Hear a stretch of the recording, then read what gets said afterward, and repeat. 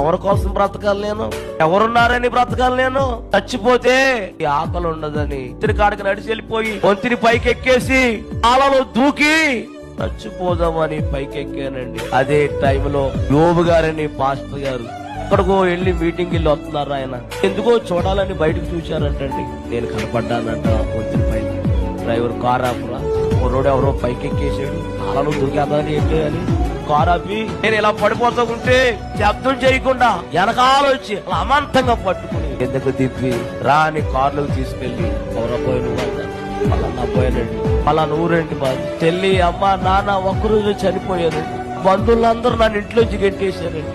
3 సంవత్సరాలు అనుకుంటున్నాను. ఈ రాత్రి ఎవరు అన్నం పెట్టలేక తట్టుకోలేక చనిపోదామని పైకెక్కానండి అన్నారు. సేవకులు అన్నారు, నీకెవరున్నా ఎవరు లేకపోయినా నీకేసై ఉన్నాడు రా అని తీసుకెళ్లి దాన్ని పెంచి బైబిల్ ట్రైనింగ్